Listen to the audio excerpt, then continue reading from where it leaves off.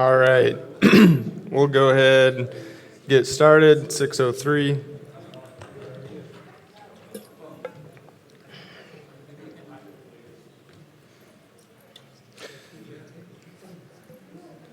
So I will say a quick prayer, and then we'll get started. Lord, Father, thank you for tonight. Thank you for just all that you've given us. Father, may you help us to glorify you and seek you. In your wonderful name, amen.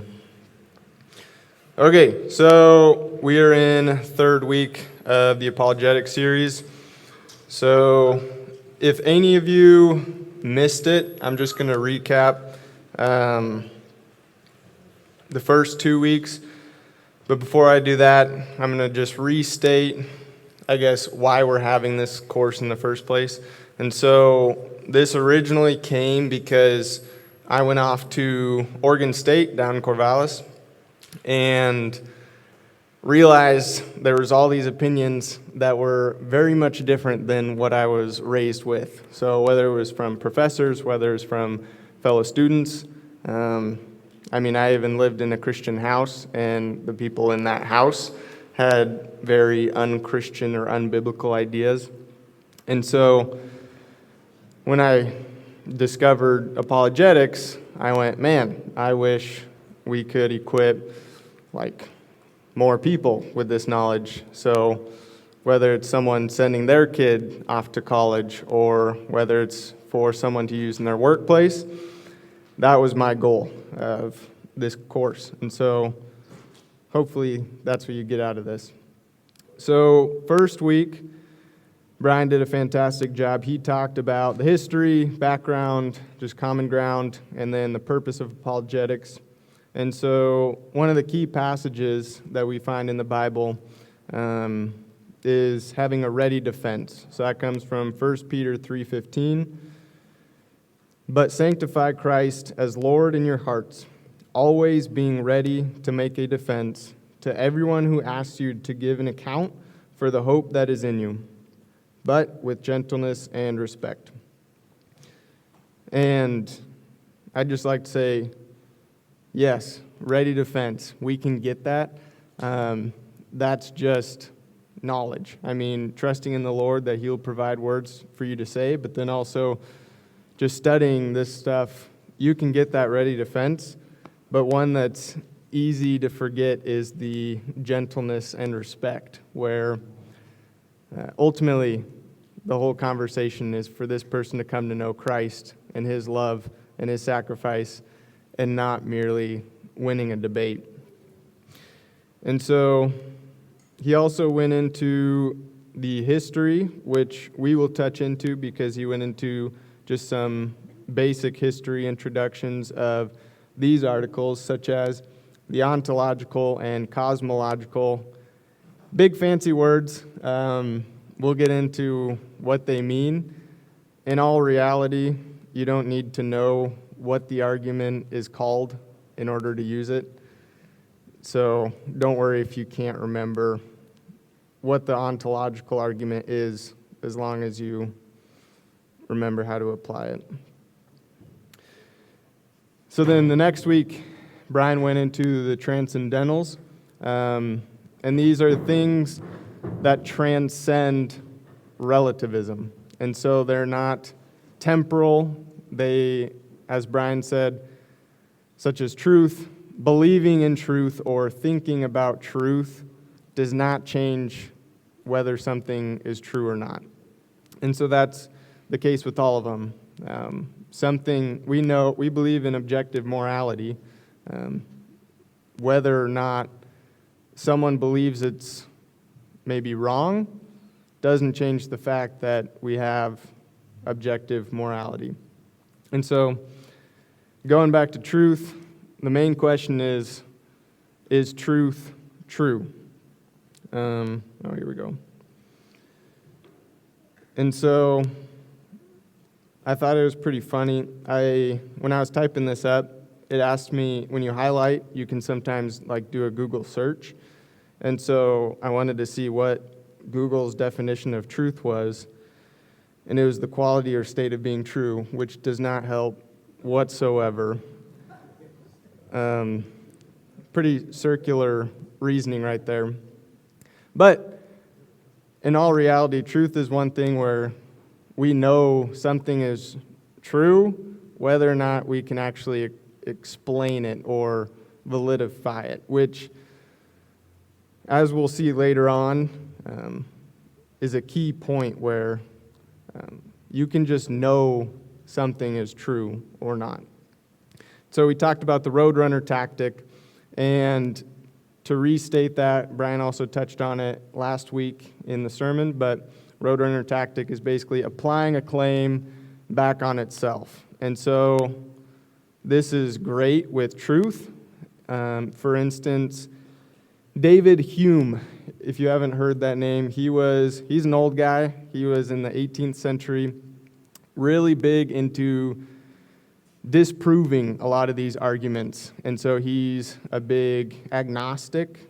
So he does not believe that you can know whether or not God exists. And they almost, you would argue, err on the side of atheist. So it'd be, some people would label themselves as an atheist agnostic or agnostic atheist. But David Hume was one of those guys where he was really smart and he was applying his beliefs towards disproving these.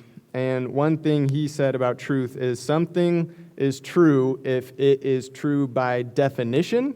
For example, a triangle has 3 sides. Or if it can be empirically solved or found to be true, such as using the scientific method, where, water is H2O, or water freezes at a certain temperature. And one thing, again, this example is in the book, I Don't Have Enough Faith to Be an Atheist by Frank Turek and Norman Geisler. That's where we're getting a lot of this information. And so that would be, if any of you are curious, Brian brought it up the past 2 weeks, but that would be my first one to recommend. It's pretty thorough, not exhaustive, but it definitely takes some time to go through, just a heads up. But one of the examples is this, where David Hume presents that. And again, this is from the 18th century. And then Norman Geisler, he's one of the authors, he was in seminary, and they're presenting this, and Norman Geisler is supposed to give a 20-minute presentation, or max of 20-minute presentation on this philosophy of what is truth, specifically David Hume's point. And so it's like, all right, not a problem. He gets up there and he says, David Hume believes truth is either true by definition or if it can be proven empirically. That statement is neither true by definition and cannot be proven empirically, therefore it is false. And then he sits back down, and the professor proceeds to basically get very angry because he's like, you can't just disprove this belief that's been going on for a couple hundred years. And Norman Geisler is basically saying, well, think about it. It's pretty circular reasoning. And so that's the Roadrunner tactic. And then just another example about absolute truth versus relative truth. So this can be just a quick thought experiment. So let's say my belief is that absolute truth exists. And say Cole's belief is all truth is relative. So whether outside of our beliefs, if absolute truth exists, I'm right, Cole's wrong. But if relative truth exists, so everything is true for you, both Cole and I are right. Because that means my relative truth is absolute truth exists versus Cole's relative truth is relative truth exists. So you see that in both cases I'm right, but then only one, Cole's right. And that is basically showing how, kind of with Brian's example of, okay, well, I believe that you're going to hell to the pastor, And then he says, oh, well, therefore, not all truth can be true or relative. It kind of just throws it in the face of, if you believe in relative truth, you're basically saying everything can be true, which doesn't make a whole lot of sense. So then we moved on to goodness. That's the second transcendental that Brian touched on. And a lot of it is intellectual versus emotional. And this is what I was saying, where you can believe something is true, as in your heart, but you don't believe it's true in your head. And this happens with a lot of people with the gospel or Jesus Christ. And what we see with morality or goodness is that people will think or argue against the idea of an objective morality, but still believe that it's true. So a great or a classic example, it's not great, it's tragic, is Hitler and the Nuremberg trials, where, not Hitler, but the Nazis, when they did those trials, everyone agreed, between nations, that what they did was wrong. But without objective morality, you could easily make the case, well, in some cases, that could be a good thing of what the Nazis did, which Brian touched on last week. But no one's going to truly believe that. And so one thing, frankly, I've watched some debates where it'll be between an apologist and some of these atheists. To name two popular ones, they're two of the four horsemen of atheism. So Christopher Hitchens and Richard Dawkins. They're very influential in the atheistic, community. Dawkins is a biological scientist. I think I said that right. And biologist, there we go. And then Hitchens, he's a philosopher. So he is basically into thought. But the thing is, when you listen to their debates, they don't want God to be true because they want ultimately to be king of their life. They don't want to appeal to any other standard other than their own. In fact, in a debate it was Frank Turek and Christopher Hitchens, he basically flat out said that, where if God was true, would you believe in him? He's like, absolutely not. And basically there'd be nothing that would change his mind because he wanted to live a certain way in which he wanted to. And I don't know, it's very disheartening to hear that. In reading through the book by Frank Turek and Norman Geisler, there's a lot of scientists as well that yield to this, where we'll touch on it next week with the teleological argument. But basically, these scientists are presented with these facts where it just seems the most logical explanation is God exists. And they go, yes, but I still want to live the way I want to live. And so there was biology professors where they're saying, I'm still going to teach evolution because I want to live with who I want to live with, and so forth. Actually, one more thing on morality. I think if you argued for a true evolutionary morality, you would come to the conclusion of Peter Singer. Peter Singer is a very influential evolutionist. He's a scientist or philosopher of the sorts. And he believes that basically, I guess you could relate it to the Nazis, where if you are not benefiting society, you have full authority, or someone else has full authority to end your life. And so he actually believes in abortions up until 2 years old. And I believe if you appealed to an actual relative morality, an evolutionary view, that's the viewpoint that you should hold.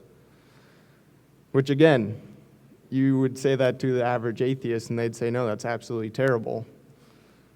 And you can ask, well, why? So then beauty. Essentially, we know that beauty exists because we see it all the time. For me, it's definitely just looking out, summer day, and there's all those really fluffy clouds, not the high up ones, but the low ones that just scatter the sky. Every single time I see those, I'm just like, there must be a God. But people can argue, yeah, but that's just, neurons firing in your brain, and you don't actually see beauty, you just see something, and then there's chemical reactions going on. You can say, okay, well, say the person's married, do you love your wife? Well, yes, of course I love my wife. Say, no, you don't. You just have chemical reactions going on that make you feel a certain way. But that person would, without a doubt, say, yes, I do love my wife, and it's more than just chemical reactions. So it doesn't make a ton of sense. And then we see Romans 1, verse 20. For since the creation of the world, his invisible attributes, that is, his eternal power and divine nature, have been clearly perceived, being understood by what has been made, so that they are without excuse. And I think the most apparent of these invisible attributes, such as eternal power and divine nature, I think the most obvious one of those is beauty. And we see that every single day. So more in the recap, Brian touched on different sorts of reasoning. So inductive reasoning here, it is not necessarily true or logical. And that's key because if we can avoid it, we want to stay away from inductive reasoning with regards to these arguments. In every single day life, you use inductive reasoning. I mean, like the scientific method is based off of inductive reasoning. But I'll show you why it's not necessarily true. So, for this example, premise 1, I guess for a lot of these arguments, it'll be premise 1, premise 2, conclusion. Sometimes there'll be 3 premises. Sometimes there's more than one conclusion. So that's kind of the structure I'll follow here. So premise 1, a presidential poll has an approval rating of 40%. Premise 2, 40% of people I know approve of Biden. Therefore, conclusion 1, 40% of the country approves of Biden. Not necessarily true. Just because one poll said 40% and then 40% of the people I know does not mean it's true absolutely. And so that's an example of why we want to avoid these, because we want to be able to prove each premise, and therefore the conclusion must be true. But with inductive reasoning, we can prove the first two, and yeah, the second one is probably pretty accurate, but it is not always true. So for this next one, as we talked about deductive reasoning, it is necessarily logical. So if the first two are true, the last one, if it's formed correctly, it has to be true. And so premise 1, all Republicans approve of Biden. Premise 2, I'm a Republican, therefore I approve of Biden. So this is necessarily logical, because if the first two are true, the conclusion is true. We just know not all of them are true. So the same thing would be going to Brian's point where all apples grow on trees. I am an apple, therefore I grew on a tree.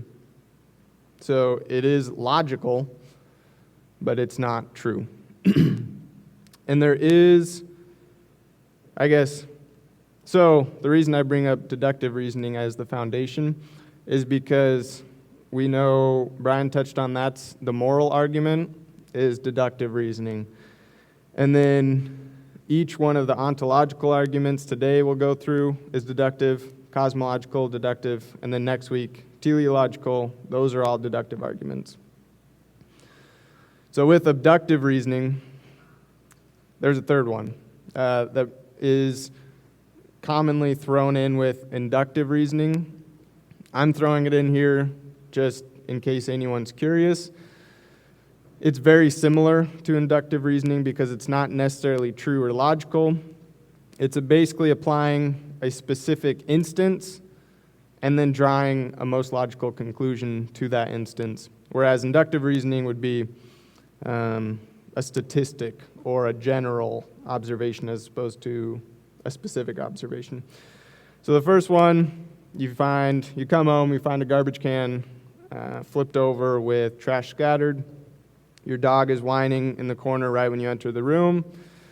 You logically conclude the dog got into the trash. Obviously, this could be two completely different observations that aren't related, but the most logical explanation would be the dog got into the trash.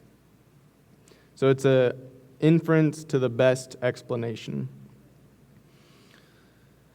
So, for an intro to week 3, the weird thing about this point in this Apologetics series is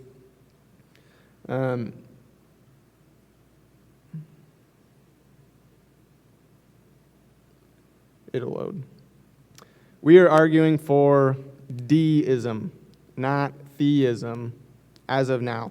And so essentially what that means is at this point, we're arguing that a God exists, not necessarily that we have the God of the Bible, not necessarily that we have a God who is involved in our everyday lives, but for this week alone, we're just arguing that a God exists and that a God created the universe.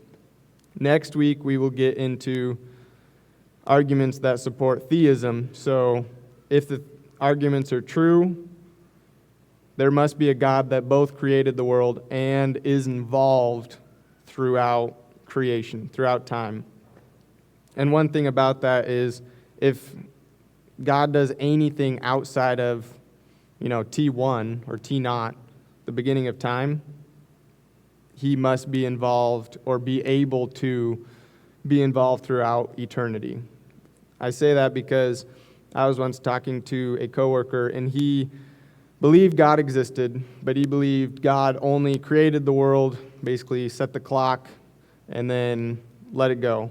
Kind of a guy in the sky faith. But he believed that Jesus was sent by God, which does not make any sense, because for Jesus to be sent by God, or God the Son to be sent by God the Father, that's doing one thing outside of the beginning of time, which automatically puts you at theism, which we will hopefully come to the conclusion by next week. And again, I guess I should reiterate, we're not trying to prove the Christian God. That will be beginning with Robert on week 5, and then Brian again on week 6 with the reliability of Scripture, and then the, resurrection of Jesus Christ, death and resurrection. Which is funny because one of the biggest objections I've come across with these 3 arguments that I'll go through in the next 2 weeks is that you cannot come to the conclusion that the God of the Bible exists, which is not at all what you're trying to argue with these arguments. The goal is to show that a God exists. So, for instance, one of the cosmological arguments was made famous by a Muslim. And so, if you go through these arguments, they could be made by essentially any monotheistic person. So, a Jew, Muslim, or a Christian. So for the first one of this week, we'll go into the ontological argument. Ontological essentially comes from the Greek word ontos. So you have, it strictly means to be or exist, to exist. And so the ontological argument is a argument for being. It originated, and then we'll go into the cosmological argument. So it originated with St. Anselm of Canterbury. He was a really smart guy, Catholic church father of the 11th century. So he was in the 1000s AD. Very smart guy. He came up with this one, and there's been lots of variations and different forms of since then. For instance, I've found at least 7 different versions of the ontological argument, mostly because it's an argument of being, so it's pretty vague. But we'll touch on his. It was also expanded by René Descartes. He was in the 17th century. And then Gottfried Leibniz, 18th century. And then Alvin Plantinga, he's still alive today, but his work was in the 1900s, late 1900s. And so it's evolved quite a bit. And to be completely transparent, there's a lot of them that I could not make sense of them at all. And so obviously I'm not going to share those.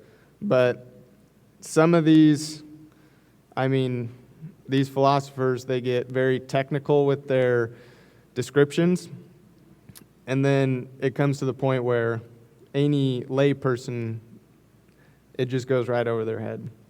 So this first one is the one made famous by St. Anselm, and it is the conceptual or hyper-intentional. So we have the first premise, P1. We have the idea of a being greater than the greatest being imaginable. And so we know this because we would all admit we cannot fathom how great God is. So if we try to imagine the greatest being imaginable, we know God has to be greater than that because, he's not bound by our thoughts. And there's some objections to this point, but for the average person, this is kind of makes sense. Nobody really is going to argue this point because more or less that's our definition of God in today's culture. And so the next one is to exist in reality is greater than to exist in the mind alone. So to actually exist is greater than to just be an idea. And then I guess I will reiterate, this is greater in number, it's greater in ability, it's greater than ontology, because you are existing in both mind and reality. And so, for example, I guess, as some of you know, I just had a daughter, and the idea of a daughter is not as great as actually having a daughter. Don't know what happened there. Another thing, COVID. We know that the idea of a pandemic is not as great as actually having a pandemic. Great doesn't necessarily mean good in this case. It just means it is greater, it is bigger, or more impactful. So the next one is the conclusion, which I guess is on your papers. If the greater than greatest imaginable being exists only in the mind, then he is not the greatest imaginable being, or greater than the greatest imaginable being. So therefore, since this being exists in the mind, he must exist also in reality. And then one of the objections to this was actually St. Anselm's student, and he argued, okay, well, what about this? So let's say I have the idea. There's the idea of an island exists that's greater than the greatest imaginable island. And to exist in reality is greater than to exist in the mind alone. Therefore, this greater than greatest imaginable island must exist in reality. And at face value, it's like, well, shoot, that makes sense. I guess this argument isn't that solid. But the thing is, what's your definition of greatness with regards to an island? So maybe it's fresh water, maybe it's, food sources, so fruit, nuts, roots. Maybe it's shade, maybe it's resources for shelter. Whatever it may be, you can't have an infinite amount of those things, which we'll touch on later, but you can't have an infinite amount of fresh water. You can't have an infinite amount of shade or protection from the elements. But with regards to God, you do have the ability to have an infinite amount of power or an infinite amount of goodness or knowledge. And so you'll find if you try to disprove that argument using physical objects, you're going to fall short because you can't have perfect physical objects or infinite physical objects, which we'll touch on with the cosmological argument.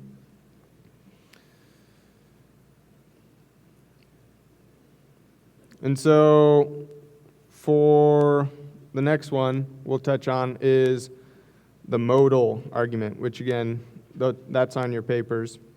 So for the first one, we have P1. If reality is made up only of contingent beings, nothing could exist. So contingent would be relying on something else. And then necessary would be it can exist without relying on anything else.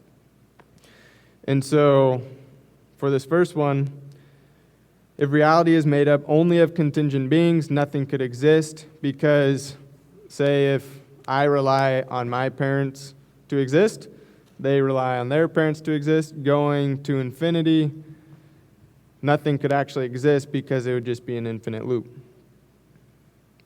And then for this second one, the universe contains contingent beings. I just gave the example of myself. We also have an example of today is contingent because today, for that to happen, yesterday must have happened. Therefore, conclusion, necessary beings, or a necessary being must exist. So, premise 2, that could also be stated as something exists, because you could almost guarantee that if just something exists, it's not a necessary being or necessary object. And so, the greatest objection I have, here, real quick. Robert, question. Could you, I think it might be the splitter, lost connection. Could you, or Andrew, see if we can get those? It should, yes, still the Apple TV. But then, I think it's that splitter. So, for these objections, we get the question, what is greatness? And so, you can admit, yeah, it's a relative term.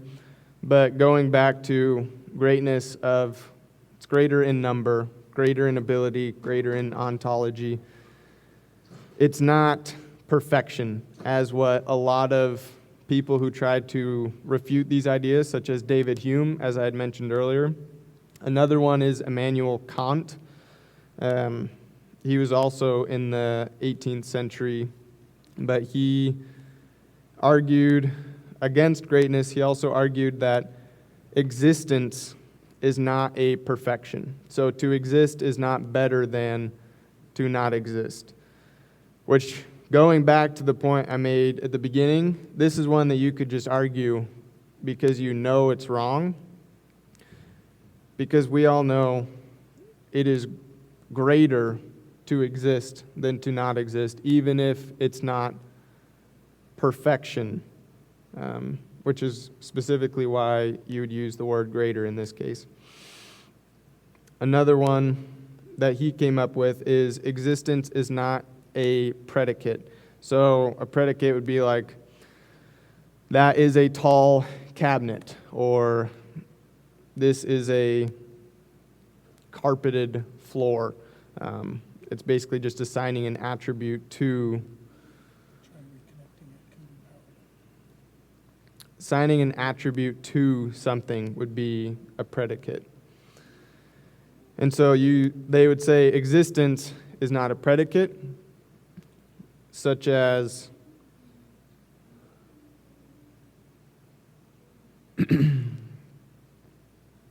you cannot assign existence to something. But again, this is one where you could say, I am an existent person, or I am a non-existent person.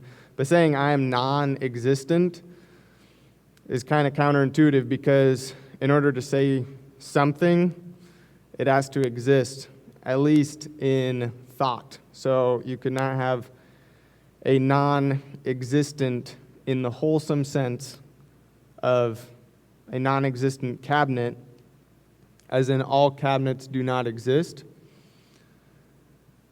But for you to say that, cabinets must exist as an idea. And so it at least exists in some sense.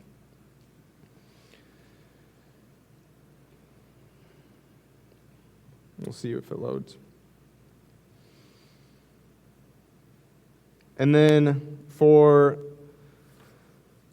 a big objection, probably the best one that I've seen for this case is go back to the conceptual argument. Go back to the modal argument, where it is possible that God could not exist.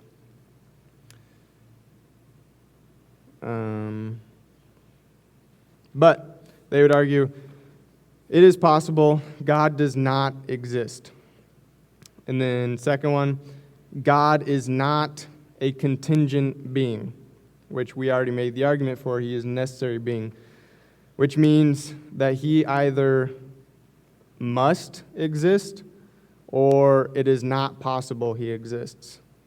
That's basically definition of necessary being. And since it's possible that God does not exist, therefore God does not exist. Which again, at face value, looks pretty solid, except the burden of proof is on the person saying that argument, whether they're an atheist or agnostic, of is it actually true that it's possible God does not exist? And so, here, we'll try to get it. Oh, here we go.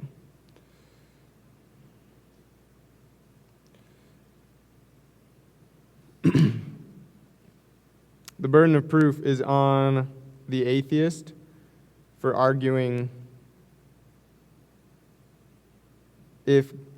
how it is possible that God does not exist.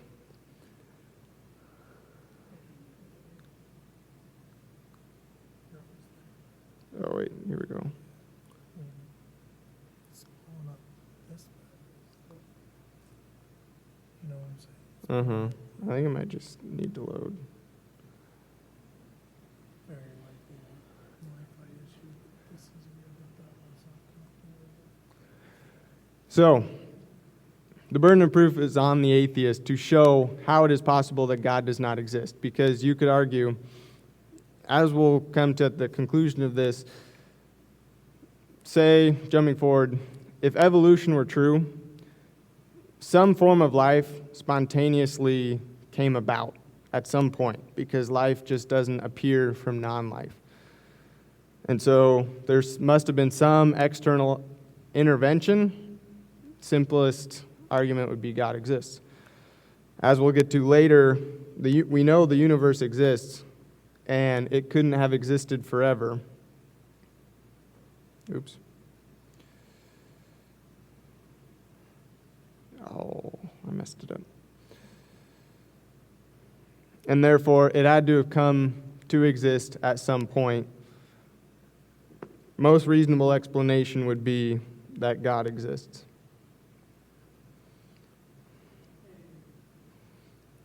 Okay, we at least got one.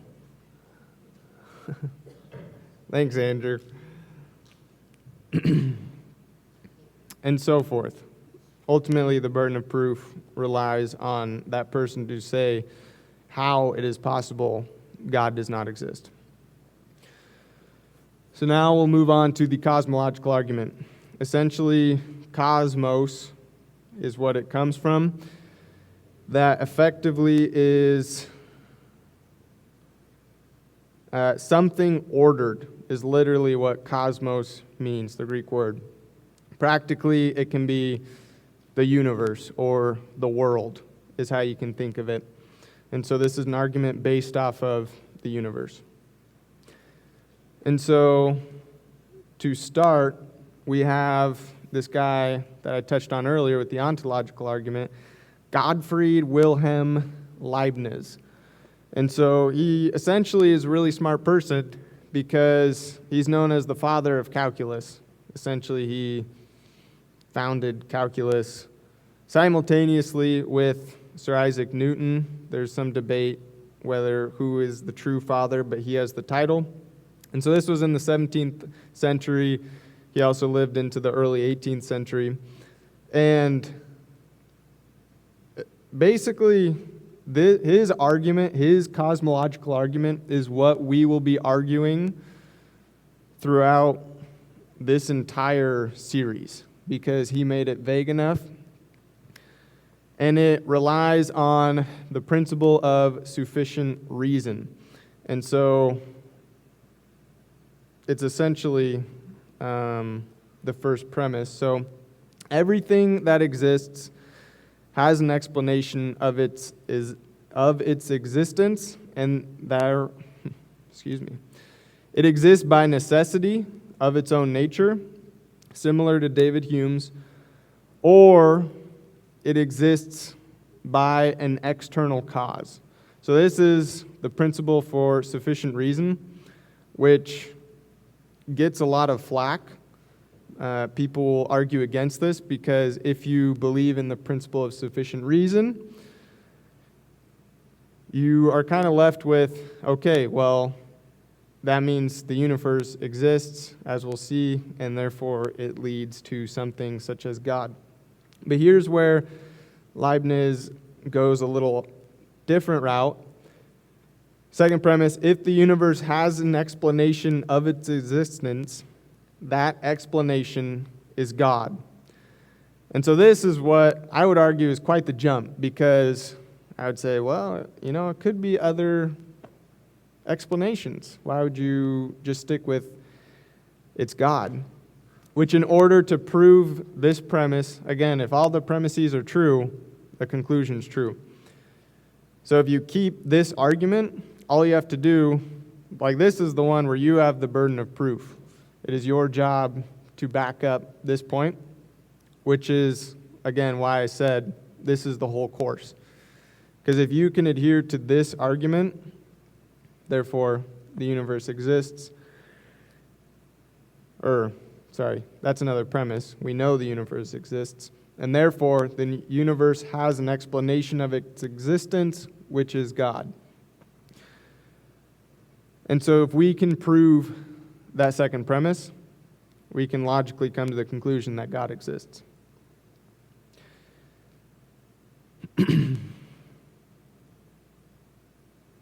Okay.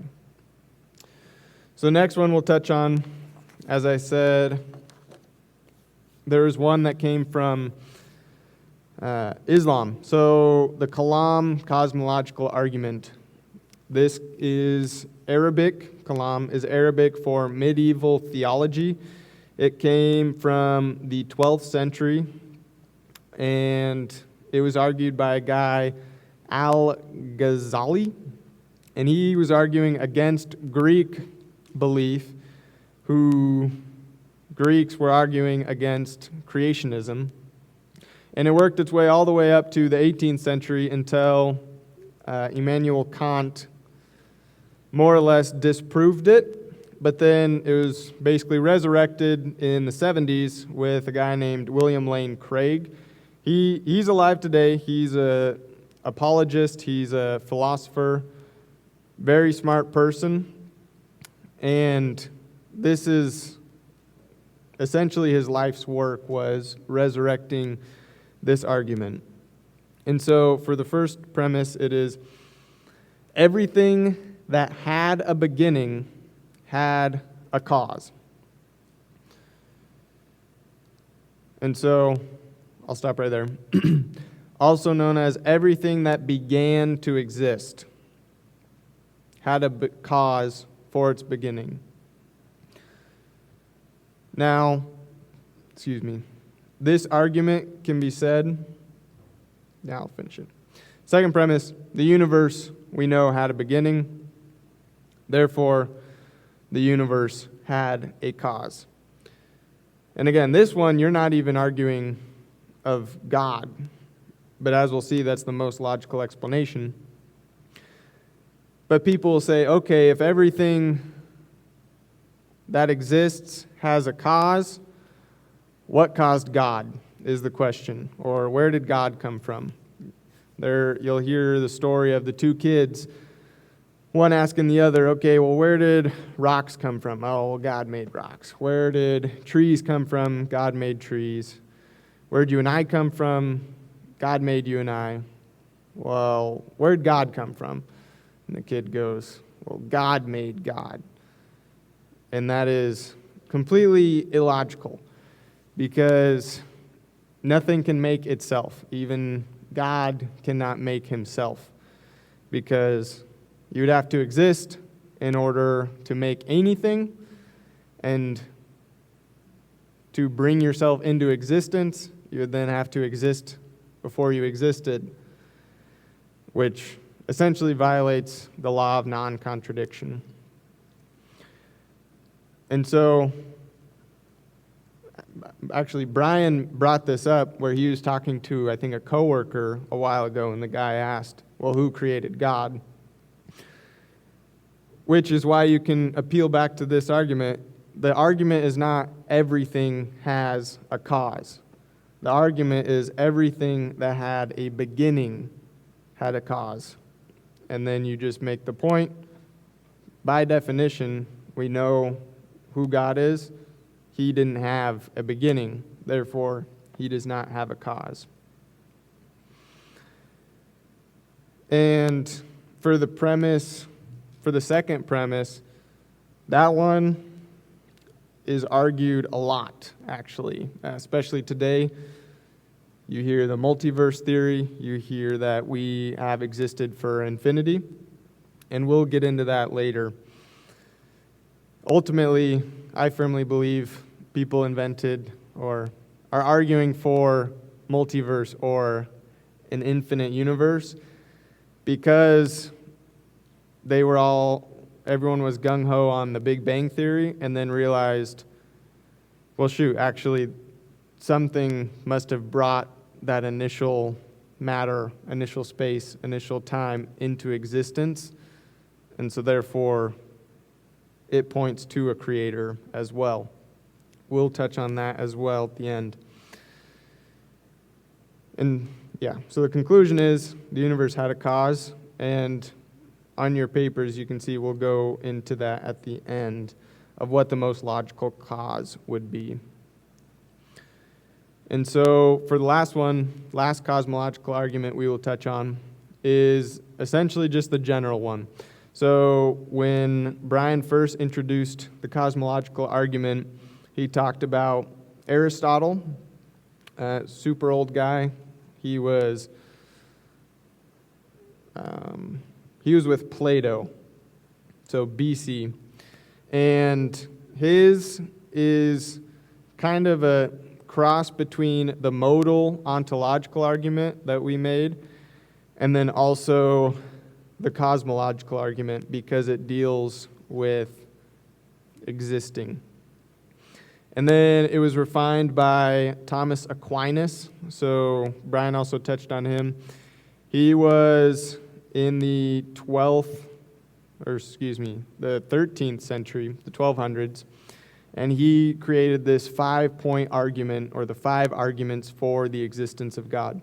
And these are not exhaustive. Feel free to look these up. It's not like you wouldn't present these without any other information, but they're solid arguments. And the first 2 or 3 deal with the cosmological argument. And so from the first premise, we see every effect has an equal or greater cause. And then with Aquinas's, he makes the point, anything changing must have a reason for its change. So you can think back to Newton's laws.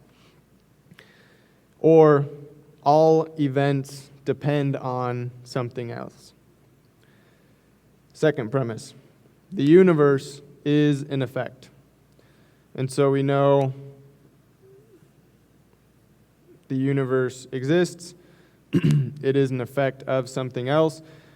Aquinas framed it as the universe is changing, and also an infinite regress of causes cannot exist. So this is kind of where it ties back to the modal argument, where you can't have a continual loop of contingent beings, which would be an infinite regress of causes. Conclusion, therefore, the universe must have a cause, which is the same as the Kalam's. This cause does not necessarily mean it is God or the God of the Bible. We just have to come to the most reasonable conclusion of what that cause is. Aquinas framed it as, his conclusion is, for his first argument, therefore, there must be an unmoved mover. So remember, his was anything moving or changing must have a reason for its change. The universe is changing, or the universe is moving. Therefore, there must be something that is never changing to have created the first change, or an unmoved mover. His second one is, therefore, there must be an uncaused cause, which is what we see with the Kalam's cosmological of God is uncaused. But ultimately, the argument is there's an uncaused cause, not necessarily that God is that. So for the objections, we touched on who created God is an often misconception. Next one, which we touched on, the universe just is. And essentially, I would argue, if you're going to say the universe just is, the universe always existed, that you should also argue for pantheism, because holding that belief is basically elevating the universe to a status of deity, and that's essentially what pantheism is, where God is equivalent with the universe. So the next one of the most common ones is, this is from David Hume, explaining the individual constituents is sufficient. So essentially, if I had 10 marbles in my hand and I can explain where each of those 10 marbles are from, do I really have to explain where the group of 10 marbles came from? No, because you can explain where each of the individual 10 marbles came from. So they would argue, hey, if I can explain where Earth came from, if I can explain where stars, gases, cells, life came from, do I really need to explain where the universe came from? They would say no, because explaining the individual constituents is sufficient. The problem is, you get back to the point where did that first blue marble come from? They don't know. Essentially, they could not provide the reasoning for each constituent, each individual piece, without appealing to some sort of infinite universe or spontaneous generation, which makes you think of God. Next one that David Hume presents is the principles of causation and sufficient reason are suspect. And as we talked about that, I guess the principle of causation is everything that began to exist has a cause for its beginning. And so the first two premises of both the Kalam cosmological and also the Leibniz cosmological. And people will argue that these are suspect because then they can get out of the deductive reasoning. And essentially, you can ask, where's the proof for that? If you get rid of those two things, those two principles, you can't trust any scientific reasoning, because scientific reasoning is using repeatable evidence to come to the same conclusion, to prove something. But if you take out causes or predictable causes, which these two principles are, you're essentially throwing out science as a whole, which is why the philosophers came up with that, not the scientists. Last one is quantum physics shows events can happen without cause. So this is actually a popular one that's becoming more popular as we're discovering more about quantum physics.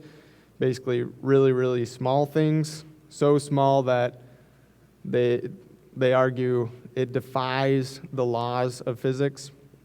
And so one of those is they're saying, yeah, well, we're noticing quantum physics shows events can happen without cause.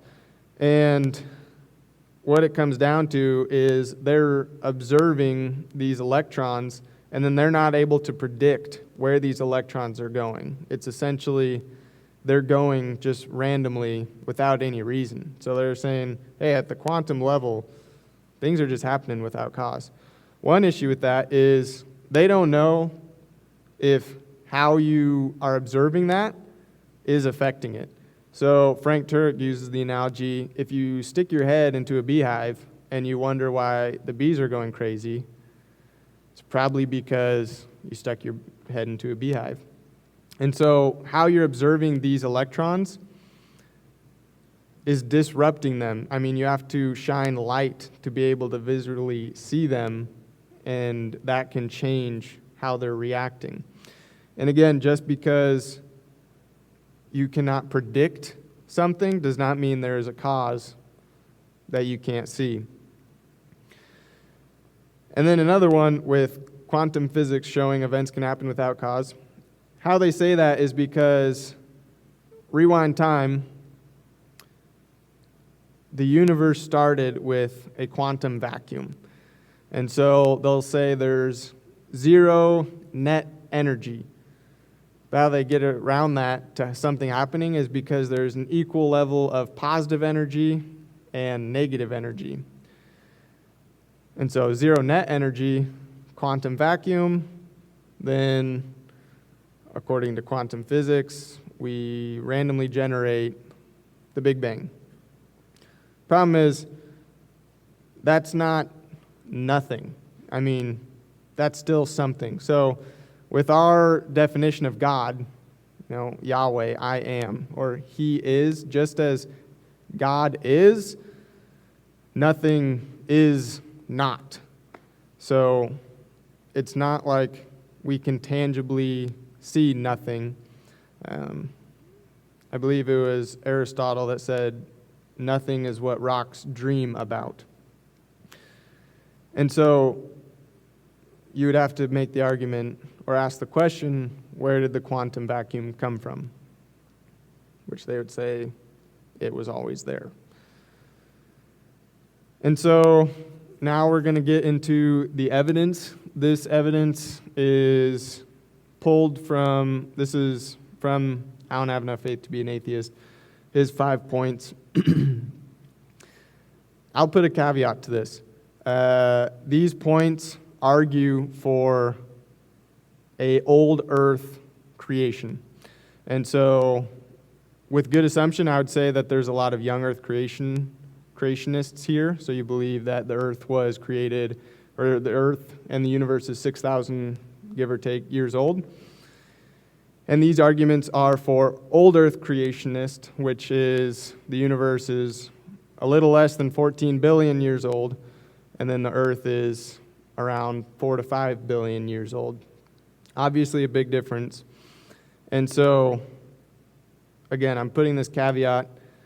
2 reasons why I'll make this argument for old earth creationism is one, because I believe it's true, and it seems that a lot of the evidence points to it. But 2, because it's common ground with the average atheist you would talk to. They would believe in old earth creationism, and they would believe that old earth creationism, or I should say, the Big Bang Theory disproves Christianity. And I'd just like to make the point that I firmly don't believe the Big Bang disproves Christianity or God, as I touched on earlier. But if you believe in young earth creationism, you would just have to bring up different evidence for the creation of the universe. So, the acronym is SURGE, as on your papers. So, the first one is the second law of thermodynamics. And essentially, it is in a closed system, entropy, or chaos, won't decrease unless acted by an outside force. And so if you make something, set it aside, entropy is not chaos. Entropy is order. So order will not decrease. No, it is chaos. Chaos will not decrease unless acted by an outside force. So if I were to shoot a basketball, when it's at the top, that's a lot different than when it's resting on the ground. You would never believe that all this chaos or entropy would accumulate into the basketball and it would start bouncing and then go back up through the hoop and back into my hands. It doesn't make sense. You wouldn't believe that all the heat in this room, so all the individual molecules that are moving in heat, would randomly centralize in one location and then spontaneously combust, say, that chair, and then everything else is frozen. That just doesn't make any sense. Basically, everything will average out is another way to look at it. And so, if the universe was from infinity, if everything averaged out, we would eventually lose all heat. This is where scientists believe this is one of the reasons, or one of the ends of the universe is will basically just all heat will dissipate and then everything will freeze. But if we were here from infinity, that would have already happened. And so why wouldn't have that already happened? Next one, the expansion of the universe, or the universe expansion. So this is Edwin Hubble, the Hubble telescope. He confirmed the expansion of the universe in the 20s. Basically, how he saw this was the velocity that stars are moving away from each other is proportional to their distance. Essentially, he noticed that there's a red shift. And so you look at, if you think back to science in high school, you have wave spectrums. There's a big spectrum. Colors are right here, and then it goes Roy G. Biv. And so the red is longer waves, and so if things are moving away, you would expect their waves to be longer, and so it'd be shifted towards the red spectrum versus violet. You can also, the easy one is to think of it as the Doppler effect. Essentially, think of a race car.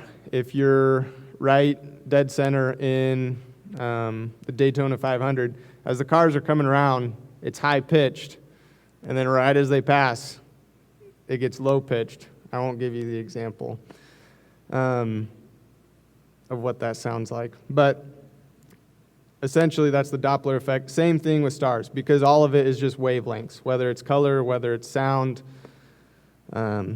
It's just wavelengths. And so moving away, everything would shift towards red.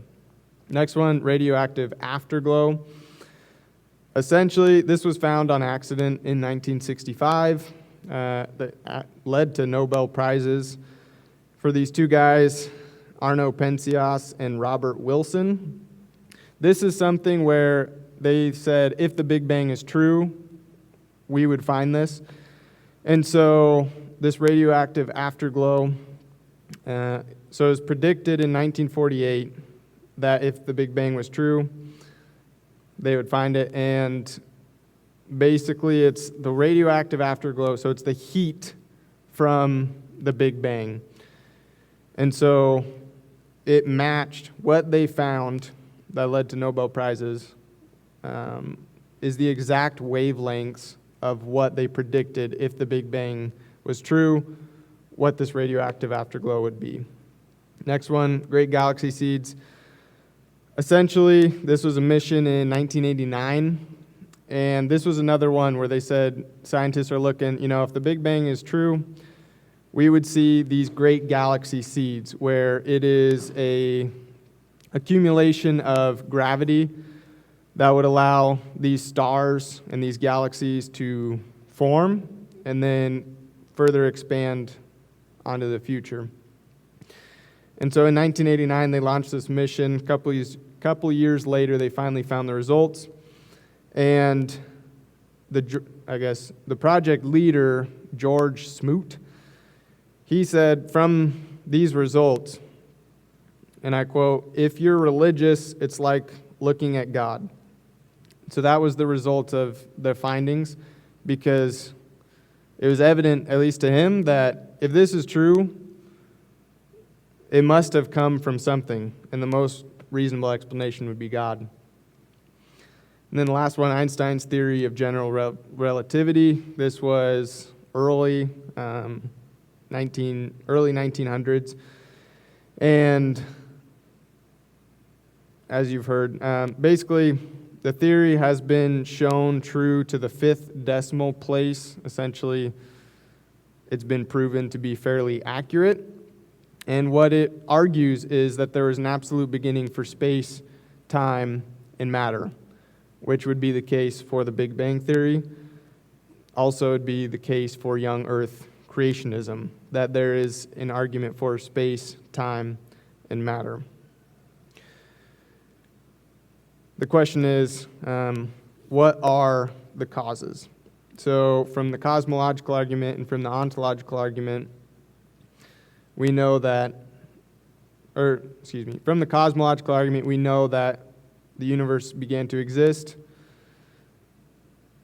What are the causes? So one, it never existed. People will make the argument that, we are either in a simulation or maybe we're in an illusion, which doesn't make sense because at face value, an illusion or a simulation is at least something. How did that something get to be there? Next one, it always existed. This is the popular one in today's world because I believe that they realize the Big Bang Theory points to a creator. And so we'll go through two deductive arguments to show that we couldn't have existed from infinity. First one, there's no end to an infinite number of things. So think of a number line. A true number line goes on for infinity. You don't have an end at some very large number. But today is the end day of history. So history as an accumulation of actual days. So today effectively is the end of the number line. Therefore, there were not an infinite number of days before today.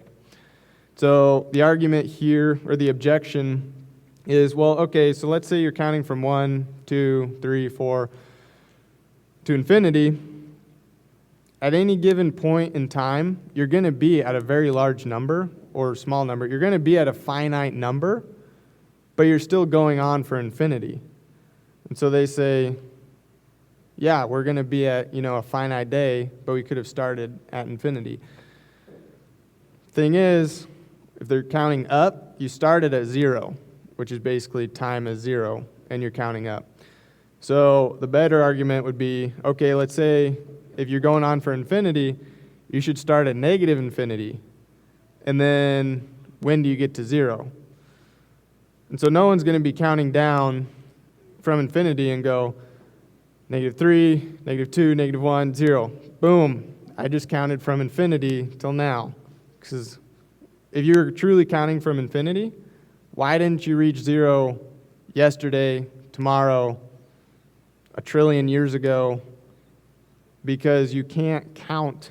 You can't have true infinities in the physical world, such as counting numbers. It's only mathematical. So that argument actually points back to there's no way we could be coming from infinity. Second one, premise 1, actual infinities do not exist in the actual world, only in mathematics. An example of another one of this is famous thought experiment, Hilbert's Hotel. So in this hotel, there's an infinite number of rooms and an infinite number of guests. You have a new person come in. Sorry, it's booked, but I will take person in room number 1 and put them in room number 2, put person in 2 in room number 3, and so on for infinity. Boom, I just opened up a spot. But we knew that all the rooms were booked, which goes to show that infinites in the actual world are illogical. So the second premise, in order for today to occur, yesterday must have happened. Therefore, to infinity, you'd be at an infinite loop, and you never would have truly gotten to today. Also, going back to how the universe would end. So we talked about heat basically escaping everywhere. Another one would be everything would then, gravity would become greater and it would collapse on itself. That's how the universe could end, how scientists predict. Or dark energy, which is above my pay grade of explaining what that is. That's essentially is what is increasing the expansion of the universe. And so that becomes to such a degree that everything would physically rip apart. It's called the Big Rip as opposed to the Big Bang. And if we came from an infinite past, why have any of those three not happened yet? So the next one, it began out of nothing. So I guess Doesn't make any sense. Either it naturally happened by laws, but one, how did those laws come to being? They must have come from somewhere. Second one, when do laws spontaneously cause something to exist? The law of gravity never caused an orange to appear, let alone the entire universe. Or it happened by chance. And so this is a pretty popular one because you can say by the multiverse theory, we have an infinite number of universes. By chance, this one just so happened to come into existence. By chance, we just so happen to have a Earth that supports life.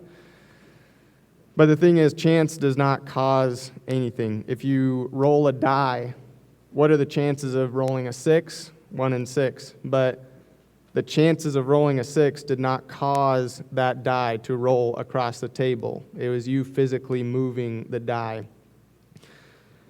And so, or being dealt a specific hand in cards. If you're dealt, a royal flush in Texas Hold'em, the odds are pretty slim. But the odds did not cause you to be dealt that hand. So why would chance or odds cause something such as the universe to come into existence? The Latin term for this is ex nihilo nihil fit. So out of nothing, nothing comes. Last conclusion, it began out of something. So this something could either be itself or something else. But as we know, we talked about God could not create himself. Neither could the universe, because it would have to exist before existing. Or it was something else. And so if we know with either young earth or old earth creationism that space, time, and matter all came into being, this cause for the universe must be spaceless, timeless, immaterial.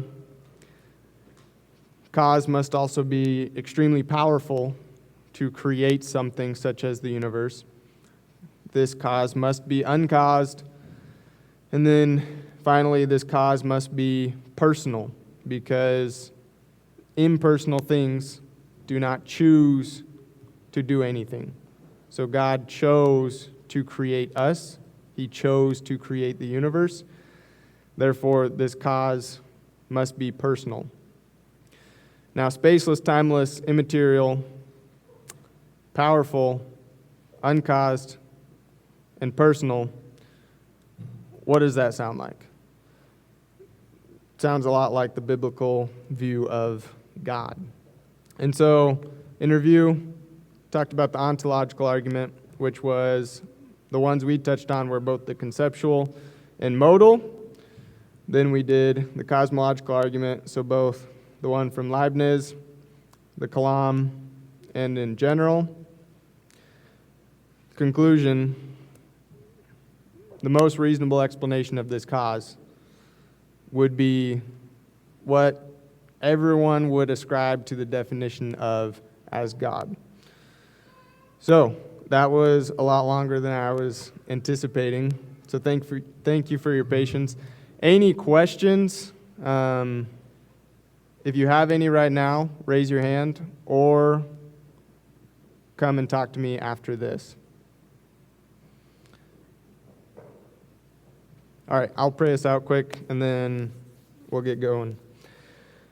Father, Lord, we thank you for your sovereignty. Father, we thank you that we can know that you are true, that you're beautiful, that you're good. And Lord, we thank you that we can know that you exist through these arguments, Lord, and simply through opening our eyes. Lord, help us to just go out and have confidence in these facts, Lord, that you exist and that you are true. Lord, we love you and we praise you. Amen. All right, thanks for coming. See you next week, and we'll do the teleological argument.